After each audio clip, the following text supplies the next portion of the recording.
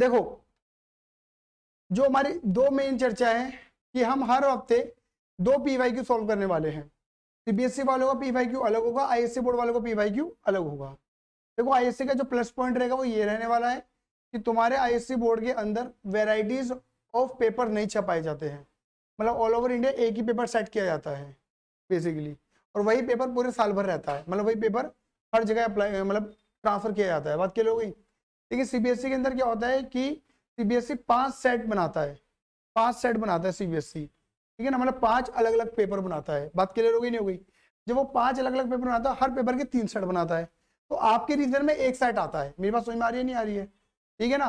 तो उसमें से मैं सारे नहीं दे रहा आपको, उन 5 में से रैंडमली एक निकाल के दे रहा हूँ। कोई ऐसा भी हो सकता है कि जो आपने अगर अपने सीनियर से ले रखा हो, या आपके पास हो सकता है जब आप सेपरेट वर्क बाय करें तब जो आपको प्रीवियस पेपर मिले तो वो मेरे द्वारा दिया गया पीवाईक्यू और जो आपको मिला हुआ है वो अलग अलग हो। लेकिन मैंने बोला उसका नंबर देख लेना, नंबर होता है हर सेट का, नंबर डेफिनेटली डिफरेंट मिलेगा कुछ ना कुछ।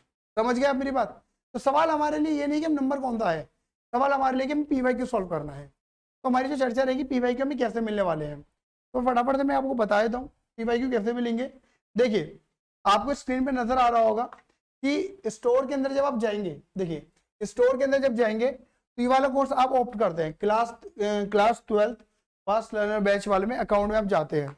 इसके अंदर जब आप जाएंगे तो कंटेंट के अंदर जब जाते हैं, देखो कंटेंट नजर आ रहा होगा वहां पे कोने में, कंटेंट के अंदर जब जाएंगे तो कंटेंट के अंदर जाएंगे तो सारा कोर्स मटेरियल सारा डाला हुआ आपको पता ही है, विद नोट्स विद वीडियो सब डाला हुआ है।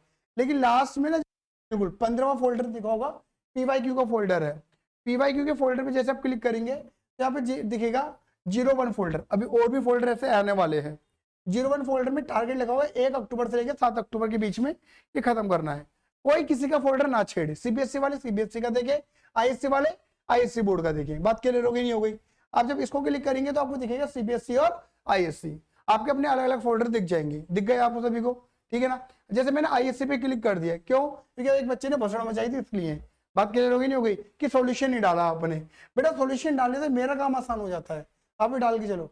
आए ना भाई, अगर आप सॉल्यूशन डालते तो आपको ये तो पता लग जाएगा आप सही कर रहे हो गलत कर रहे हो।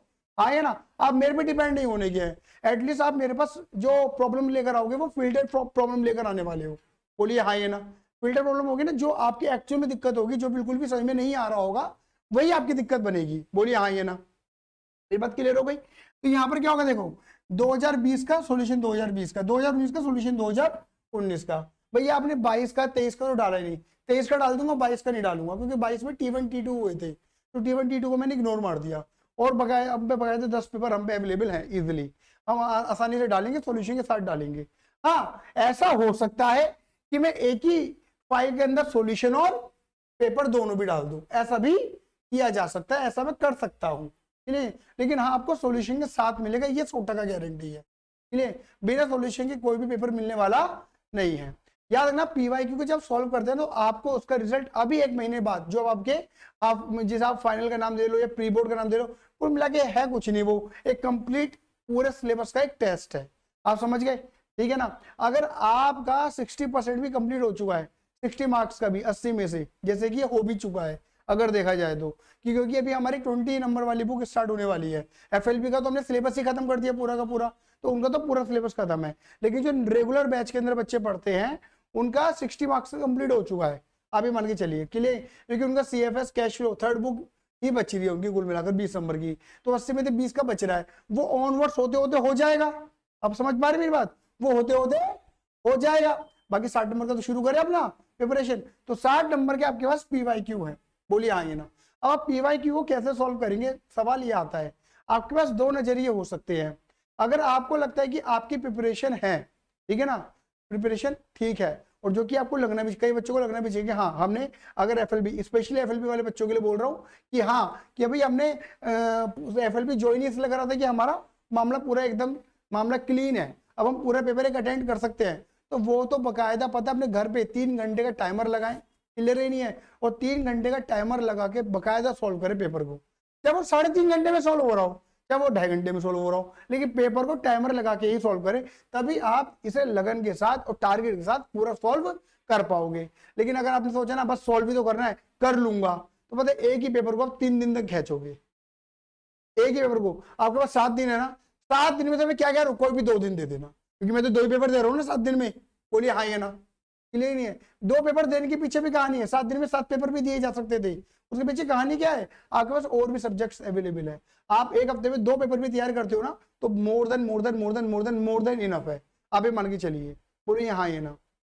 हालांकि आपको ये पता होना चाहिए कि जितने नंबर ऑफ पेपर आप सॉल्व करेंगे उतना आपके लिए क्या है, बेनिफिशियली है, आपके लिए अच्छा ही है, ये क्लियर ही नहीं है, हाँ ये ना। देखिए पेपर से एक ही बात समझ में आती है जो कबीरदास कहता है, और वो है कि धीरे धीरे रे मना, कबीरदास जी बोलना चाहिए था मुझे, गलती हो गई मेरे से, धीरे धीरे रे मना, धीरे सब कुछ होए, माली सींचे सो घड़ा, ऋतु आए फल होए। कहने का मतलब यह है कि आप जब धीरे धीरे प्रैक्टिस करोगे तभी जाके आपको उसका रिजल्ट मिलने वाला है। अगर आप प्रैक्टिस ही नहीं करोगे तो आपको उसका रिजल्ट नहीं मिलेगा। माली अगर अपने खेत में अपने पेड़ों को 100 घड़े पानी भी दे देगा तो भी फल नहीं उगने वाले, जब ऋतु आएगी, जब समय आएगा तभी होगा। तो आपको आपका रिजल्ट समय आने पे दिखेगा, लेकिन सवाल क्या है, आपको मेहनत अभी से करनी पड़ेगी, धीरे धीरे शुरुआत दे देनी है। बात क्लियर हो गई नहीं हो गई? लेकिन हाँ, आपको लगता है कि मेरी प्रिपरेशन सच में बहुत कम है, तो वो ऐसा हो सकता है, मैं मना नहीं कर रहा, तब आप इस पीवाईक्यू को छोड़े नहीं, तब एक्स्ट्रा क्वेश्चन बैंक की तरह सॉल्व करें। आप इसे सॉल्व जरूर करें, लेकिन टारगेट याद रखें, चाहे आप पेपर मान के करें या बिना पेपर मान के करें, आपको करना 7 दिन के अंदर है, क्योंकि 7 दिन बाद दोबारा 2 और मिल जाएंगे पेपर। तो ऑब्वियस बात है ना, राई का पहाड़ क्यों बनाने का है, तो राई का पहाड़ नहीं बनाने का है। मेरे पास समझ में आ रही है नहीं आ रही है? इसे धीरे धीरे ऐसे सॉल्व करेंगे, आपका देखना आपके मार्क्स एनहांसमेंट बहुत अच्छे तरीके से होगा, बहुत अच्छा मार्क्स एनहांसमेंट होने वाला है, बहुत अच्छा आप ग्रोथ करने वाले हैं, और वो तो बहुत अच्छी ग्रोथ करने वाले हैं, ठीक है ना, जो इसे 3 घंटे का टारगेट लेके पूरा करने वाले हैं, उनको तो अपना अलग ही रिजल्ट दिखेगा, क्योंकि वो 3 घंटे का जो टाइमर वाला होता है ना, एफिशिएंसी, पेपर का छूटना है ना, वो सब नहीं होने वाला। आपको आपके आने वाले एग्जाम में देखना, आप 3 घंटे का पेपर 2.5 घंटे पौने 2 घंटे में 2:45 मतलब में आप इसे कंप्लीट कर लेंगे। मेरे पास समझ में ही नहीं आई, बहुत आसान है, बहुत आसान है करना, क्लियर ही नहीं है। लेकिन सवाल है कि आपको बैठना पड़ेगा, करना पड़ेगा। बात क्लियर हो गई नहीं हो गई? चलिए, मैं उम्मीद कर रहा हूँ कि आपको जो मैंने बातें बोली हैं, पेपर कैसे मिलेंगे और पीवाईक्यू को किस नजरिए से देकर सोल्व करना है। दूसरी बात, पीवाईक्यू के अंदर क्वेश्चंस, प्रैक्टिकल क्वेश्चंस को ही इंपॉर्टेंस मत देना, थ्योरी को भी इक्वल इंपॉर्टेंस देना, क्योंकि वो बहुत इंपॉर्टेंट है। याद रखना मेरे बेटे जी, 100/100 का टारगेट लेके चल रहे हो, आए ना, तो थ्योरी इक्वली इंपॉर्टेंट है। अगर आपके थ्योरी में नंबर कट गए तो कट गए ना यार, फिर तो 100 नंबर कहाँ है, 99, 98, 97 नंबर आएंगे। सही बात ये नहीं है, 100 तो नहीं आने के, ऐसे ही होगा या नहीं होगा? तो इनकी थ्योरी भी इक्वल इंपॉर्टेंट है, ये ध्यान में रखना, ठीक है ना। तो प्रीवियस 10 साल के पेपर मिलेंगे, तो प्रीवियस 10 साल की थ्योरी भी इंपॉर्टेंट है हमारे लिए। उनमें से क्या पता पढ़ झपड़ आगे आ जाए, क्योंकि थ्योरी रिपीटेशन मोड में बहुत आती है। बोलिए हाँ ये ना, तो थ्योरी भी इक्वल इंपॉर्टेंट है। थ्योरी को आप लिख कर सकते हैं, बहुत बढ़िया, नहीं तो जैसे थ्योरी का क्वेश्चन पढ़े आप उसको आधा घंटा अलग से दें, आधा घंटा मतलब जितने भी थ्योरी के क्वेश्चन है उनका सॉल्यूशन निकालें, उन्हें याद करें, उन्हें लिखें, मतलब आपको पता होना चाहिए आपको लिखना क्या है। मेरी बात समझ में आई नहीं आई?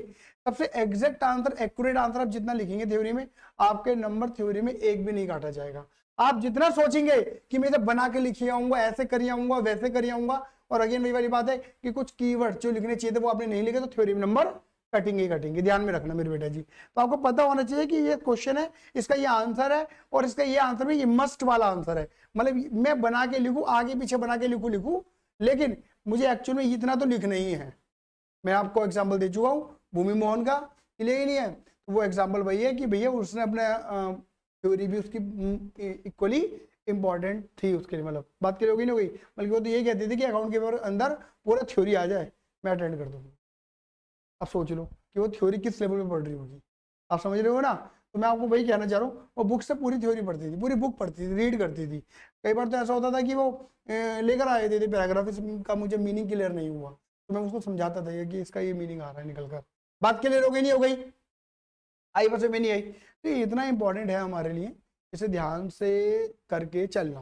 शुरुआत कर दो, आज 2 अक्टूबर है, गांधी जयंती है, ठीक है ना, लाल बहादुर शास्त्री जयंती है, ठीक है ना, दोनों भी एक पर्व है हमारे हिंदुस्तान का। आज से शुरू कर दो, 1 तारीख निकल चुके, 2 तारीख का आधा हो चुका है भैया। तो अगर आज का दिन दे सकते तो दे दो, नहीं तो अभी भी तुम्हारे पास 5 दिन अवेलेबल है, 2 दिन आपको देने हैं, पेपर खत्म करो। और आने वाले मंगलवार में हम इनके डाउट लेंगे, आप 6:30 बजे कनेक्ट करेंगे मेरे साथ, ठीक है ना। अब डाउट 1.5 घंटे के चले, 2 घंटे के चले, मैं बिना डाउट लिए हटूंगा नहीं। आपके कुल मिलाकर मेरे लिए कितने पेपर हो जाएंगे, 2 तुम्हारे पेपर, 2 सीबीएसई के पेपर, तो मेरे लिए तो कितने हो जाएंगे, मेरे को तो 4 पेपरों की तैयारी करनी है। मेरी बात समझ में आई नहीं आई, बोलिए हाँ ये ना। तो आना वाला जो मंगलवार होगा, कल नहीं आने वाला, हर हफ्ते का अगले अगले वाला मंगलवार, हम उसमें क्या लेंगे बेटा जी, आपके डाउट सेशन लिया करेंगे। क्लियर है ये नहीं है। लेकिन वही वाली बात है, जितनी शिद्दत से हम मेहनत कर रहे हैं उतनी शिद्दत से आप भी मेहनत करें। क्लियर ही नहीं है। आपके लिए मैं बना रहा हूँ एक और चार्ट, किसका, कंपनी अकाउंट्स वगैरह के लिए, वो बड़ा इंपॉर्टेंट चार्ट है क्योंकि उसमें बहुत कुछ आएगा। क्लियर ही नहीं है। चलिए धन्यवाद बेटा, bye bye, see you, love you, जय हिंद, जय भारत।